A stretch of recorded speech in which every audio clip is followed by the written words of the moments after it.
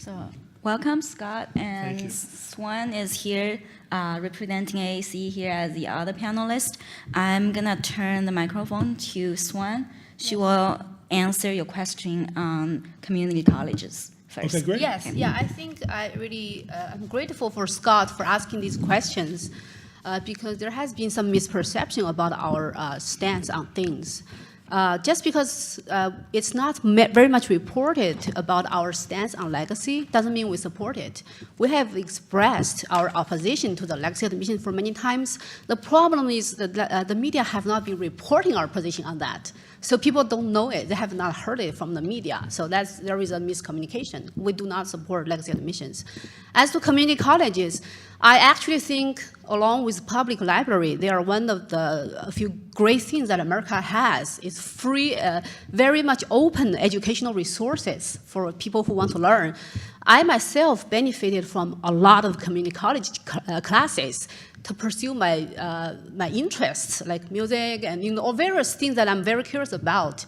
I have, when I was living in California, I took a lot of classes from De Anza College, which is one of the top 5 community colleges in the country. But community college system, I do not think it actually has a problem of racial factor admission. It doesn't take application process. It doesn't need the community colleges do not choose who can enroll our classes, who do not. The college is opening to all the residents of the state. Doesn't matter you are 95 years old or you are 25 or 35. Anytime you're interested, you can enroll in a community college class. It doesn't matter what race you are. I think it's a wonderful system that it's not suffering. So the reason, Scott, I want to answer you, we don't comment on community college is because it doesn't have a racial factor issue. Oh, I'm sorry, I didn't mean to suggest that community colleges do. Community colleges are open admissions institutions. I meant more to suggest that whether community colleges are well-funded or not has an impact on all the Asian American students there. So lots of issues, I guess in general, it's a minority of American colleges that are competitive in admissions. Mm-hmm. And so for the vast majority of colleges, like community colleges, affirmative action as it's being debated in the Harvard case is irrelevant. Yes, as you mentioned in California, about half of the community college students population are Asian American. I think that's actually, to me, it's very heart-wrenching. That's a result of racial factor admissions in other colleges, which has a prevalent anti-Asian discrimination problem in most American colleges. Asian Americans are skipped over for less qualified, not less, but like differently qualified students because of race. That's why a lot of lower-income Asian American students, they end up taking community college classes because they are turned away by four-year colleges. So that's the result of racial factor admission, that half of California's community college student population are Asian American. These students, most of them, many of them, could have gone to a real four-year colleges and pursued a very formal studying in their interest, could have made a lot of contribution to the society in science, technology, in innovation, a lot of things. But I think community colleges in every state are not created equal. When I was in California, De Anza is a great college, top 5, and the credit was only $8 a credit.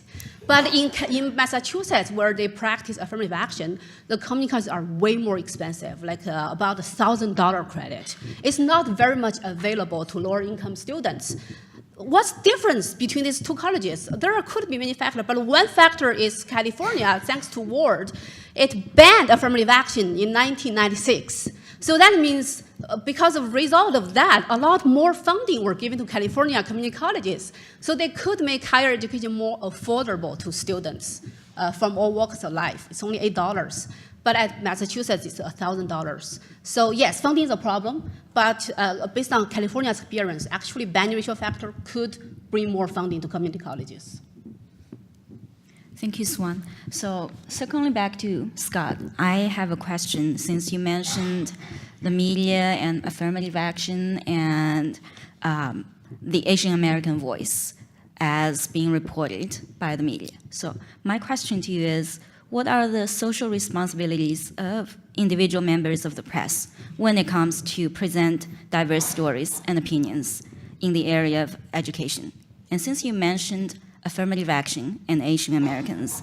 I actually want to throw the question back to you because we hear a lot of media stories and reporting with buzzwords, affirmative action, Chinese for or against affirmative action. And my organization, as far as my organization is concerned, our cause, our mission is equal education rights.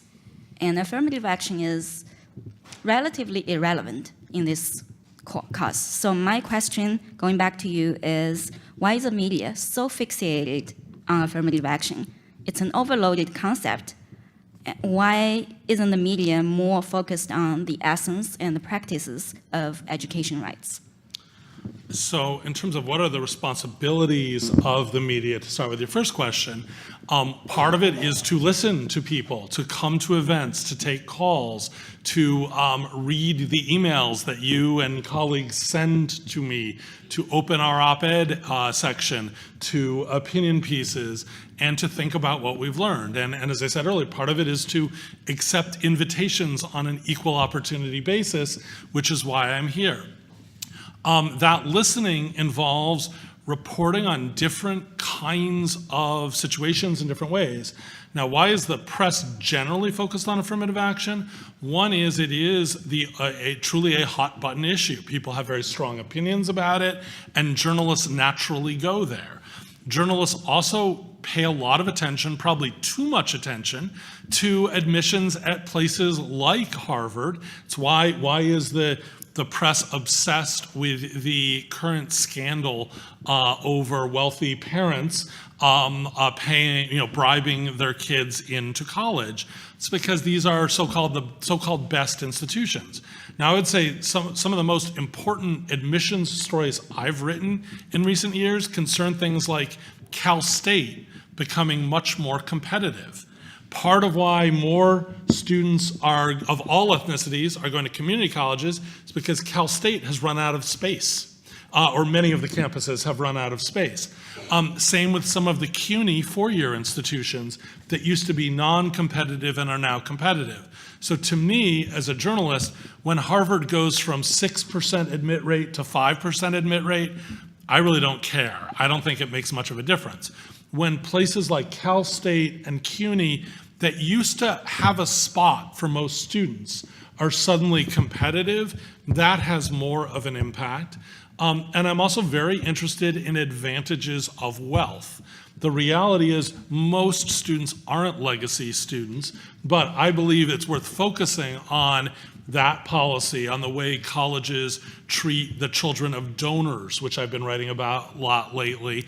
Again, those are theoretically race neutral. A wealthy Asian person can write Harvard a $20 million check and perhaps get the same advantage of a white person. But in general, when we have systems that favor extreme wealth, they're favoring white people. Thank you. Does that answer your? Thank you. Yes, actually, I think that problem can be corrected by removing affirmative action based on what scholars have researched into the 10 states that have abandoned affirmative action. What they found after the racial factor is removed, to achieve diversity, these colleges use a socioeconomic approach in their admissions. So they created more natural diversity based on socioeconomic status, so are more accurately helping the students that actually need to be helped. So that's why, when they abandon legacy after affirmative action is abandoned. Not all of them. Not all, but most of them, based on the research, and so that's why I think it's part of the solution. And as to your earlier question about why Harvard, why Ivy colleges, it's because Harvard has. It's one of the oldest universities in the country. It's looked up to by many colleges. It kind of sets the tone for admissions. In the University of Michigan Supreme Court case, Harvard very vehemently, openly expressed their stance to the Supreme Court that they support racial factor in creating diversity. And I believe one of the justices said Harvard has a very ideal admission model, something for the rest of the country to learn from.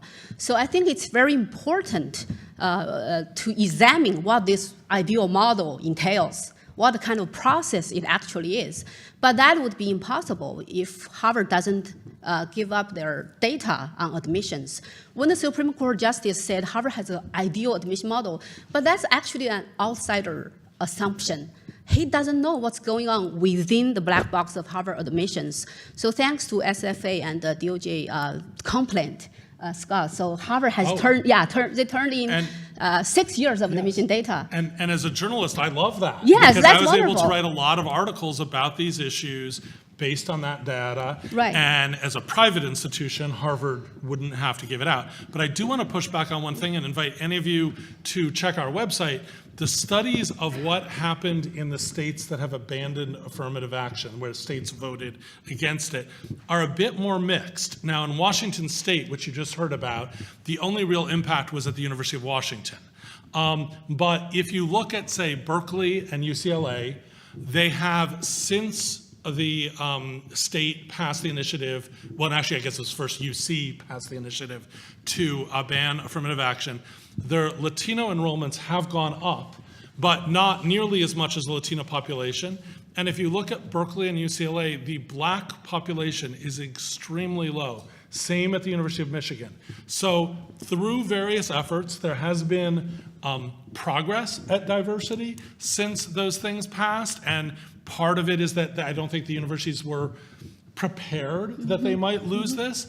But, and this doesn't make affirmative action right or wrong, but the reality is if you talk to black parents in California or Michigan or many other states, they don't feel represented by their universities and they don't see their kids getting in. Now, there are all kinds of explanations for that, but the numbers haven't rebounded for African Americans. I think that's the pitfall of comparing the national census per population percentage to a school's population percentage. Yes, African Americans might be a more significant part of the population nationwide, but in California, it's not that big a population. Hispanic has the largest population, and most of the University of California and the State University of California, they are Hispanic colleges. They are certified. They get a lot of federal funding just for having more than 25% of Hispanic students. And also, Asian is a huge population in California. So if you take the national census and compare to Berkeley, you will see, oh, not so many black. But that's because the black population in California is much smaller. But to answer your question, I believe nobody is saying, oh, we don't support increasing black population percentage. We all do. Where we differ is in the approach. We believe in a more solid, from the root cause K-12 improvement approach to improve the black matriculation in colleges, instead of just considering the racial factor and just take certain students to make up a certain percentage. That is window dressing, and that's not going to help black students. Yeah, I just want to jump in a moment, Scott. I'm Rick Sander from UCLA. You've just captured a big problem in how the media covers these issues. One is that you, as I think was alluded to before, you particularly talk about affirmative action as opposed to racial preferences. I think that's a deliberate choice because 70% of Americans in polls will say they favor affirmative action, as I do, as many of the people in this room do, but 70% oppose racial preferences, which is quite a different thing.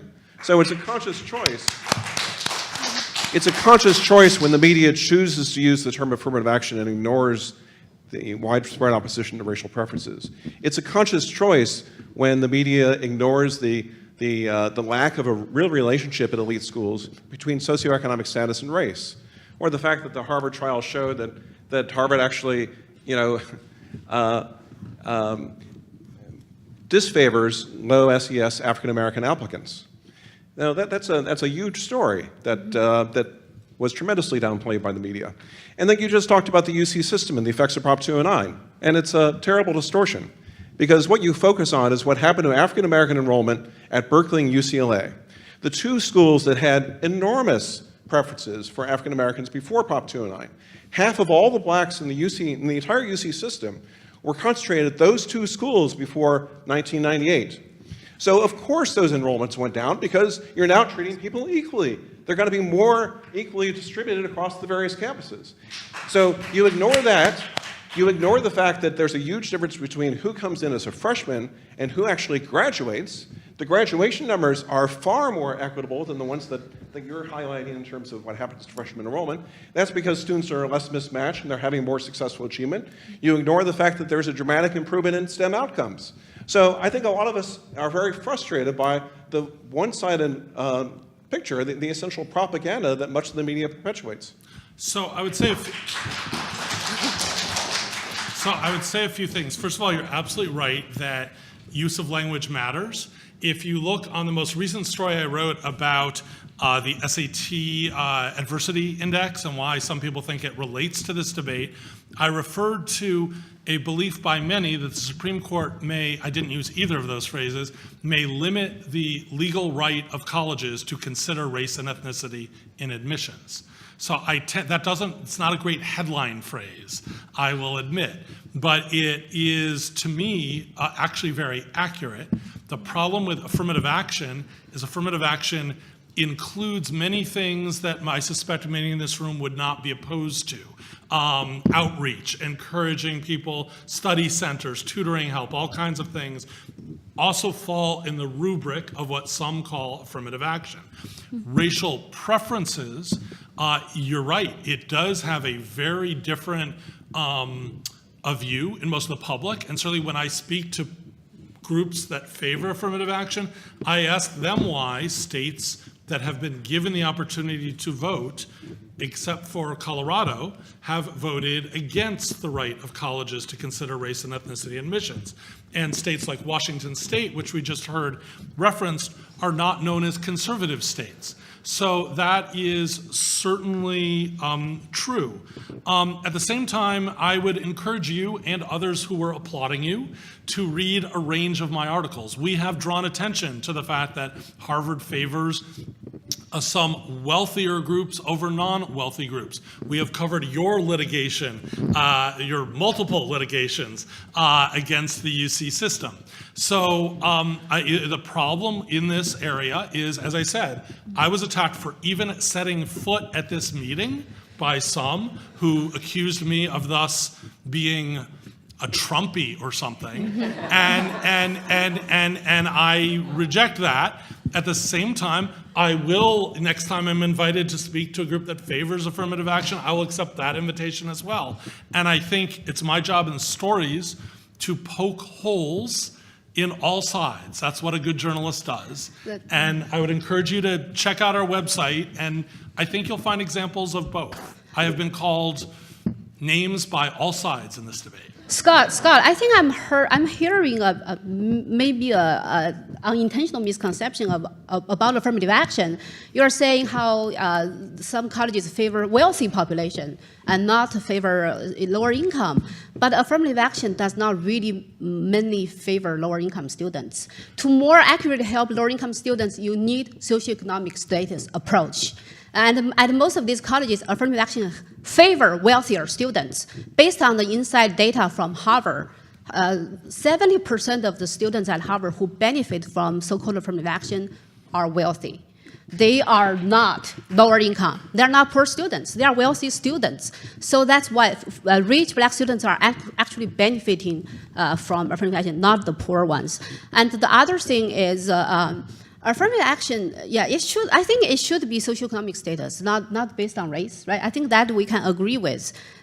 So Scott, to answer your question, it's another thing I think you should pay attention to is in the recent college admission scandal, it's discovered this person, Mr. Singer, who did a lot of cases for rich people.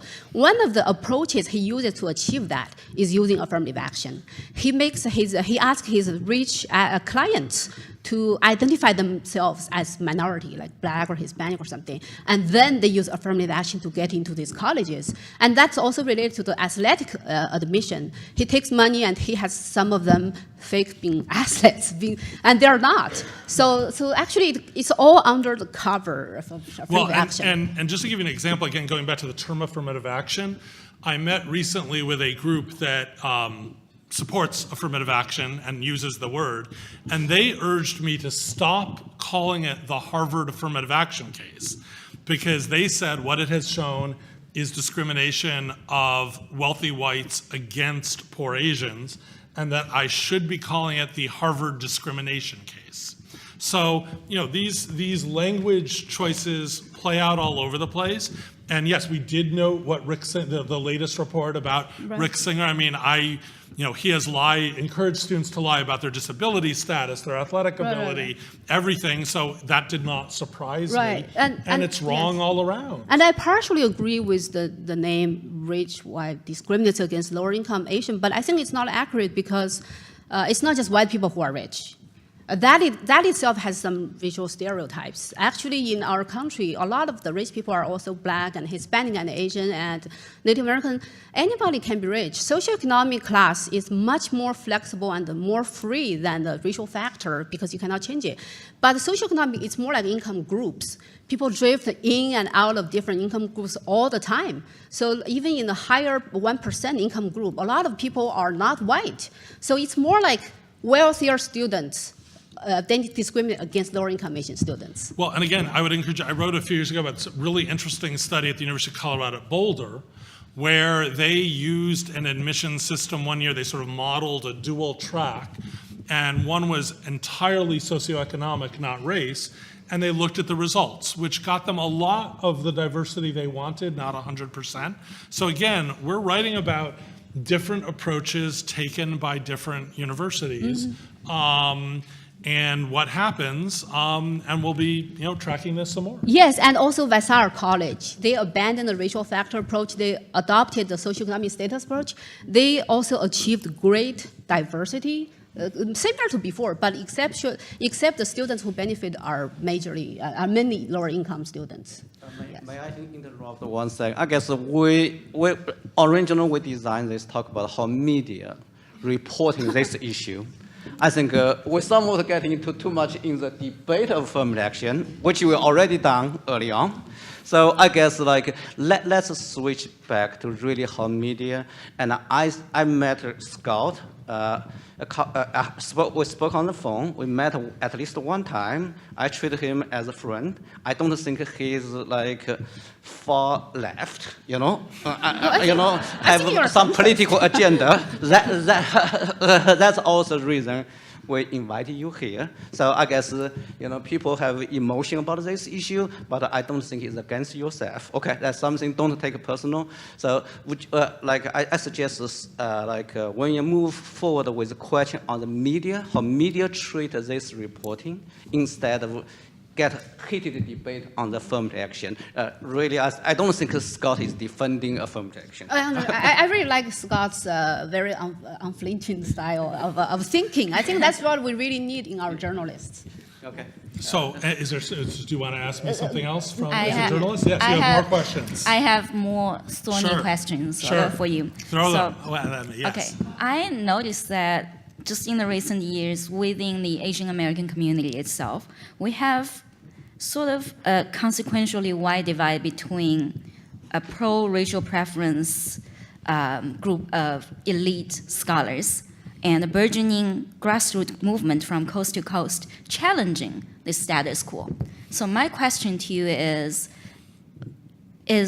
there a selection bias in media when it comes to report on these two positions? So I would say media have a real selection bias, and we'll see if there's another reporter in the room who might confirm this. We love people who have strong opinions, and sometimes we like people whose opinions seem to run counter to what we might expect, and that's probably we have a bias probably in that direction on all issues. I have certainly noted that there are Asian American voices on both sides, multiple sides. I don't know that it's just all one side or the other, and strive to report on both of them. Some of the people in the Asian American education world who favor the consideration of race in admissions maintain that the vast majority of Asian Americans share their view. I have not endorsed that view, and in fact, I have been criticized by them for noting that there are polls on all sides of this. Some of them depend, as Professor Sanders said, on how the question is phrased. And so I am very aware that there are a lot of Asian Americans who oppose the consideration of race in admissions, and that there are others who favor it. I personally have not done my own poll such to offer a definitive opinion on the split. Okay, so just to follow up, another Sony investigative question for you. In your opinion, do you believe your peers have been following ethical guidelines nowadays to facilitate a fact-based, open-minded, and solution-driven dialogue on equal education rights? Repeat, it's a fact-based, open-minded, and solution-driven dialogue on equal education rights, not on affirmative action. Generally, and again, I'm excluding my friend who's in the room from Politico, but you can beat up on him later maybe. But generally, the press doesn't cover higher education well. There isn't enough coverage of it. It is too focused on elite institutions. It is too focused on hot button issues. It's too focused on celebrities. So I don't think the press generally is doing well in this area, but I'm not sure the press is doing so well generally. There's lots of evidence that the press is not at its peak performance, even if perhaps society needs it to be at its peak performance. So I make no pretense of saying the press is doing a great job here. Mm-hmm. Also, I think I'm not understanding why journalists are bashing the fact that we sue elite colleges, not other colleges. The reason everybody cares about this case is because they know the Supreme Court ruling on affirmative action will affect all the colleges in this country. So we don't have to sue every single college. We'll just sue the head of the dragon. And then when the Supreme Court makes a decision on that, so it will affect all the colleges. So I'm not understanding why they say we're not having a problem with other colleges. It's something that will touch on all the colleges, will make them change their admission policy. So one or two is enough. And also, I think you have noticed there has been way more impact about the Harvard case than the University of North Carolina Chapel Hill case. So you can see Harvard has a lot of media appeal. Bloom also did the University of North Carolina case, but there has been much, much less minimal media coverage on that. So suing Harvard does have its media impact. Well, and I'd also say it's really important that the press look at issues besides elite college admissions. I'll give you another example of an issue we have written about.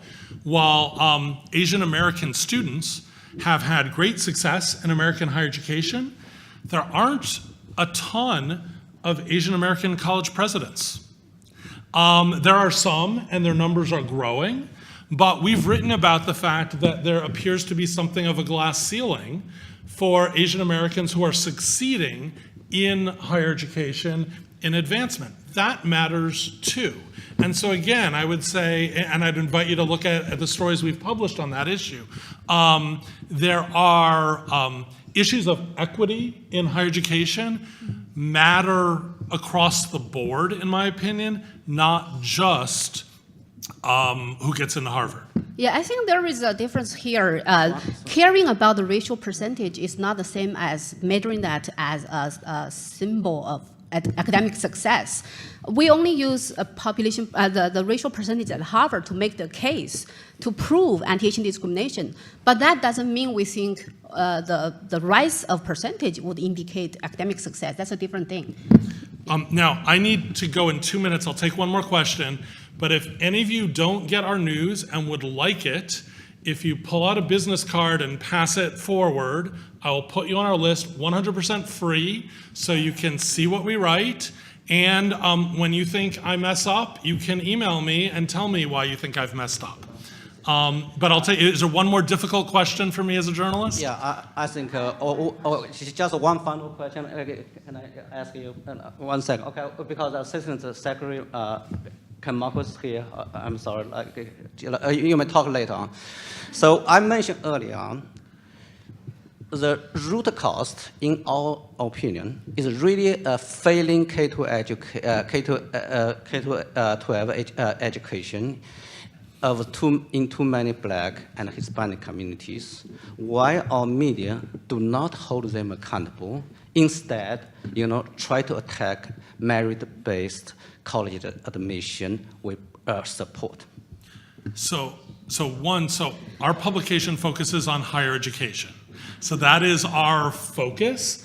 But we just wrote last week about a really amazing study out of Georgetown University called Born to Win, School to Lose, that looked at what happens with Black and Latino kindergartners who score very well on tests and what happens as they go on. And so periodically we write about this and should write about this. I don't think it's an either or. Journalists should write critically about colleges and every part of colleges. Journalists should write critically about K-12 and the way K-12 in many parts of the country fails low-income students, many of whom are Black and Latino. But the one thing I would say is, one of the things that I hear from critics of affirmative action is, if we eliminate affirmative action, then society will be forced to finally improve K-12. Go to the inner city high schools in Detroit or LA. Tell me if that happened. I haven't seen it. They have AA. I haven't seen it. In states, okay. they have affirmative action. Yeah, no. In California does not, Michigan does not. So that's my point is, and Sandra Day O'Connor in, what was it, 2003 was Grutter, Professor? Yeah. In 2003, Sandra Day O'Connor said you have 25 years. I'm not sure we've made the kind of progress that she may have envisioned. So I would just say it's not either or. That means affirmative action is not helping them because the politicians, they do not work on that. They use more easier approach to attract voters. But in California, they banned it for... but it's still deeply blue state with Democratic politicians. From high school went up 20% in 15 years after Prop 209. So I have to go do a radio show. Yes. Yeah, California is still So blue. I apologize to all of you. Email me. I accept criticism and friendly and difficult to answer questions at any time. Thank you. Okay, thank you. Thank you, Scott. It's really a wonderful discussion. I'm sorry we have to stop here. We have an honor to have Assistant Secretary of Education, Ken Marcos, is here, so we have to move to the next session, okay? I apologize.